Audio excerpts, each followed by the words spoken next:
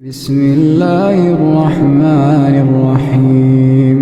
الله الذي خلق السماوات والأرض وما بينهما في 6 أيام ثم استوى على العرش.